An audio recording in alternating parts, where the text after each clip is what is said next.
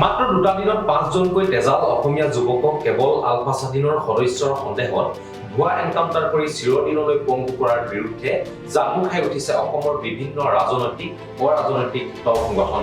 অসম আৰক্ষীৰ সঞ্চালক প্ৰধান জি.পি. সিং আৰু আলফা স্বাধীনৰ মাজত হোৱা বাকযুদ্ধৰ পাছতে অসমৰ তিনি ঠাইত আলফা স্বাধীনে গ্ৰেনেড বিস্ফোৰণ কৰি এক প্ৰকাৰে ৰাজ্যৰ আইন শৃংখলাৰ পৰিস্থিতি বেয়া দিশলৈ গতি কৰালে। তাৰ পাছতে আলফা স্বাধীনৰ লগত জড়িত থকাৰ সন্দেহত 5জনকৈ যুৱকক এনকাউণ্টাৰ কৰে অসম আৰক্ষীয়ে। এই ঘটনাৰ পাছতে অসম আৰক্ষী আৰু অসম চৰকাৰৰ বিৰুদ্ধে জাঙুৰ খাই উঠি শীঘ্ৰে এনে কাৰ্য বন্ধ কৰিবলৈ দাবী জনাইছে বিভিন্ন ৰাজনৈতিক আৰু অৰাজনৈতিক দল সংগঠনে। অসম আৰক্ষী নিযুক্তিকৰণ প্ৰক্ৰিয়াত কাবাডী খেল অন্তৰ্ভুক্ত কৰক, যাতে অভিযুক্ত হাতৰ পৰা পলাই গলে গবা মাৰি ধৰিব পাৰে বুলি কটাক্ষ কৰিছে বিৰোধী দলৰ দলপতি দেৱব্ৰত শইকীয়াই। আনহাতে এই কাণ্ডৰ ওপৰত মন্তব্য প্ৰকাশ কৰিছে অসম প্ৰদেশ মহিলা কংগ্ৰেছৰ সভানেত্ৰী মীৰা বৰঠাকুৰে। মুখ্যমন্ত্ৰীক উদ্দেশ্যে কয় যে ক্ষমতাত থাকি লৰা ৰজাৰ দৰে আচৰণ নকৰিব। অসমৰ জনগণে অসম আৰক্ষীৰ এনকাউণ্টাৰৰ নাটকখন বুজি পাইছে বুলি মন্তব্য কৰি অসম জাতীয়তাবাদী যুৱ ছাত্ৰ পৰিষদৰ সভাপতি পলাশ চাংমাই শীঘ্ৰে এনে নাটক বন্ধ কৰিবলৈ দাবী জনাই কয় এইদৰে। অসমৰ বিভিন্ন প্ৰান্তত আলফা স্বাধীনত যোগদান কৰিবলৈ যোৱাৰ সন্দেহত অসমীয়া যুৱকক গুলীওৱা হৈছে বা এনকাউণ্টাৰ কৰা হৈছে। সেই কাৰ্যক আমি অসম জাতীয়তাবাদী যুৱ ছাত্ৰ পৰিষদে বিৰোধিতা কৰিছোঁ, গৰিহণা দিছোঁ। এনেধৰণে কেতিয়াও ফেক এনকাউণ্টাৰৰ জৰিয়তে আলফা সমস্যা সমাধান কৰিব পৰা নাযায়।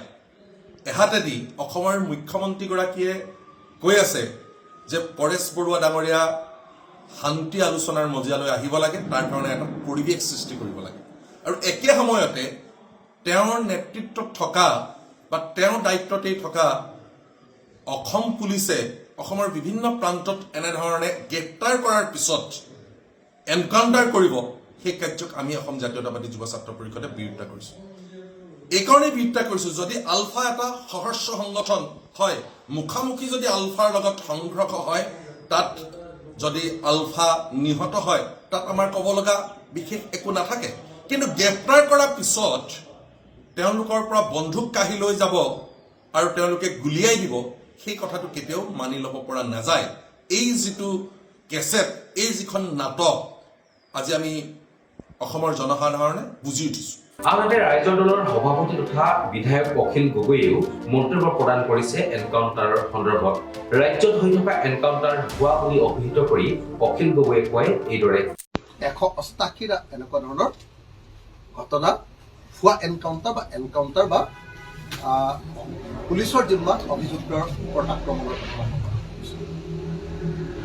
এতিয়ালৈকে আমি দেখিছোঁ যে এনেকুৱা ঘটনাত অসম পুলিচে অভিযুক্তক হত্যা কৰিছে 82জন। অসম পুলিচে হিমন্ত বিশ্ব শৰ্মা চৰকাৰৰ দিনত অসম পুলিচক হত্যা কৰিছে এতিয়ালৈকে 82জন। ইফালে CPIMৰ অসম ৰাজ্যিক সমিতিয়েও এই সন্দৰ্ভত মন্তব্য প্ৰদান কৰি কয় যে কোনো সভ্য সমাজে অনুমতি দিব নোৱাৰা এনে ঘটনা তৎকালীনভাৱে বন্ধ কৰাৰ লগতে অসম আৰক্ষী সঞ্চালক প্ৰধানগৰাকীক অপসাৰণ কৰক। আনহাতে এনে কাৰ্যৰ পৰা বিৰত থাকিবলৈ অসম চৰকাৰক সকিয়নি প্ৰদান কৰিছে সদৌ অসম ছাত্ৰ সন্থায়ো। আছুৰ সাধাৰণ সম্পাদক শংকৰজ্যোতি বৰুৱাই এই সন্দৰ্ভত কয় যে ছাত্ৰ সন্থাই অসমত এটা হিংসাবৰ্জিত পৰিৱেশ পোষকতা কৰি আহিছে। শেহতীয়াকৈ আৰক্ষীৰ বন্দুক কাঢ়ি অভিযুক্ত অপৰাধী আৰক্ষী হাতৰ পৰা পলাই যাবলৈ চেষ্টা কৰোঁতে গুলিয়াই দিয়া হ'ল বুলি আৰক্ষীয়ে দাবী কৰাটো এক নিয়মীয়া ঘটনাত পৰিণত হৈছে। শেহতীয়াভাৱে আলফাৰ লগত সম্পৰ্ক থকাৰ অভিযোগত আৰক্ষীৰ পৰা নিৰ্বিচাৰ গুলী চালনাৰ ঘটনাও তাৰেই প্ৰতিফলন। আলফাৰ সৈতে ছাত্ৰ সন্থাৰ লক্ষ্য আৰু পন্থা একে নহয়, কিন্তু চৰকাৰে নিৰবিচ্ছিন্ন ৰাজনৈতিক উদ্যোগ গ্ৰহণ কৰি আলফাৰ সৈতে আলোচনাৰে স্থায়ী সমাধান কৰাটো ছাত্ৰ সন্থাই বিচাৰে। তৃণমূল কংগ্ৰেছ অসমৰ সভাপতি ৰিপুণ বৰাইও এই বিষয়টোৰ ওপৰত মন্তব্য প্ৰকাশ কৰি কয় যে মুখ্যমন্ত্ৰীয়ে নিজে কৈছে যে আৰক্ষী জনতাৰ বন্ধু হোৱা উচিত। আৰক্ষী যদি জনতাৰ বন্ধু হোৱা উচিত, তেনেহলে এই যে এনকাউণ্টাৰবিলাক হৈছে, এয়া বন্ধুত্বৰ চিন নে বৰ্বৰতাৰ চিন? অসমীয়া যুৱকৰ মনৰ খুব মষিমূৰ কৰিবৰ কাৰণে চৰকাৰে এনেদৰে এনকাউণ্টাৰৰ ব্যৱস্থা কৰিছে নেকি? আজি যে এনকাউণ্টাৰ হৈছে, আজি যে আলফালৈ যাব লগা হৈছে, কিয় হৈছে? এনেদৰে মন্তব্য প্ৰকাশ কৰে ৰিপুণ বৰাই। আনহাতে ৰাজ্যসভাৰ সাংসদ অজিত কুমাৰ ভূঞাও এই সন্দৰ্ভত প্ৰতিক্ৰিয়া ব্যক্ত কৰি কয় যে অটল বিহাৰী বাজপেয়ীৰ জন্ম দিৱসৰ সৈতে সংগতি ৰাখি আজি পালন কৰা হৈছে সুশাসন দিৱস। কাকতলীয়াভাৱে এই দিনটোতে অসমৰ বাতৰি কাকতত প্ৰকাশ পাইছে উজনিত এটা নিশাতে 4 অসমীয়া যুৱকক আৰক্ষীয়ে এনকাউণ্টাৰ কৰাৰ ভয়াৱহ খবৰ।